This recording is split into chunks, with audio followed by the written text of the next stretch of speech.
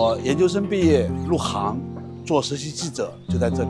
3個月的實習期結束之後，這接着後來就被破格提拔成了部門主任。就1年半之後，我就出去獨立辦報紙了。那個紅窗就是我的辦公室。29歲辦的是第一份城市指南週刊，我做這個事情做了一輩子了。到35歲又創辦了一份週刊，都被評為中國10大週報。那麼今天都已經不在了。我當年真的是覺得我一定是在這個院子裡面退休的。當年報社的那個寬容度，各種奇人、怪人、妖人，多得要死。就以前出雜誌，走到街頭，那麼真的很多人在拿着我的雜誌在看。12年、13年，你明顯覺得在街頭、在地鐵裡面，大家都在低頭看手機。這個洪水馬上就要來了，我已經很堅定的，我一定要到手機上面去做內容，立刻就辭職了。回家是一個零收入的狀態，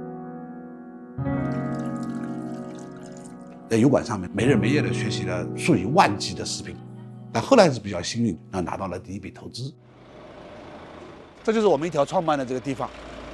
第一次面試發出去的 offer， 有媒體經驗的人最後一個都沒有來。我也沒有太多的經驗，然後我們的團隊呢又是一個草台班子，反而是完全沒有路徑的依賴跟束縛。當時這裡是一個保險公司，我們如果每天上班看到他們有光榮榜和恥辱榜，就我們一條的人被那個恥辱榜嚇得很心驚膽戰的。我還記得我們當时是9月8號上線，我在9月6號參加了一個投資人舉辦的一個線下的一個活動，那我也上去放了幾條我們即將要上線的短視頻。大家的反應是一個中年大叔做了一個這麼落伍的、一點都不互聯網的自嗨的短視頻產品。就是有時候你真的沒有辦法判断你的一個想法到底是一個自嗨的偽需求，還是一個完全沒有被滿足的巨大的需求。今天一條有8000萬的粉絲，我一條視頻有幾千萬、幾億的播放，那在雜誌時代是完全無法想象。有一天中午，我跟同事在這裡吃麵，我的手機叮一聲響，打開一看，我們 A 輪投資進賬了。我說我們每人加一個荷包蛋。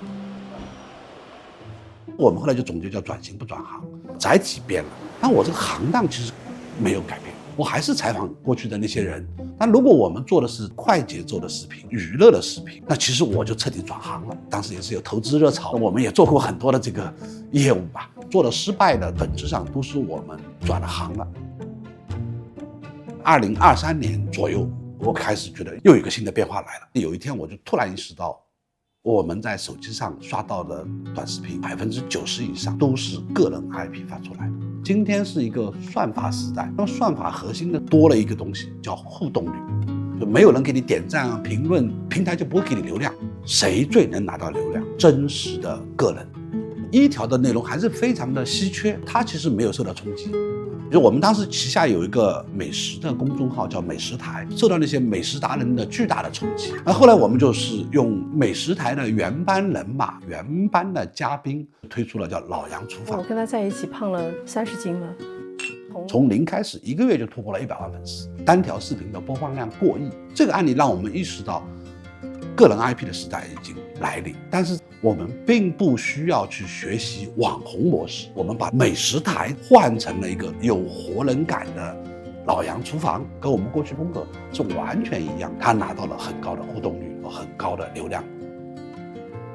我們也跟一些有审美的創始人進行了一個合作，比如說像梁朗酒店的大 C， 可以說是大获成功的，节假日就一房难求。但後来有個問題就很尴尬，你勸我們做个人 IP， 你為什麼不做？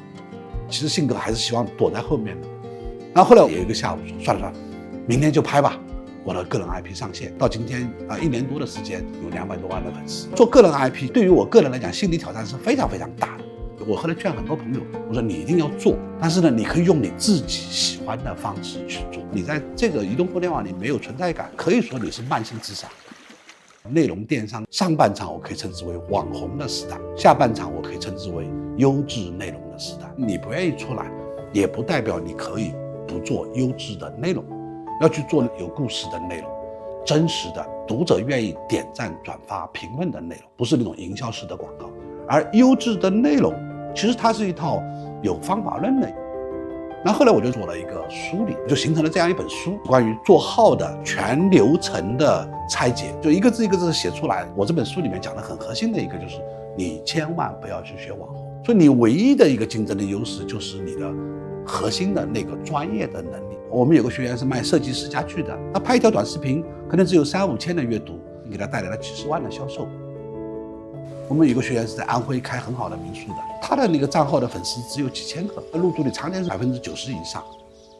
我始終勸很多朋友，就你的產品已經80分了，你要把它捲到85分，比登天還難。而你的社交媒體傳播今天是0分。包括那些大公司傳統的廣告模式向一個內容傳播模式的轉型，誰不轉型誰就死。我在這個3樓，那個房子很破很破的，老鼠到處跑的。是不是相當於一條的創辦把這個事情延續了？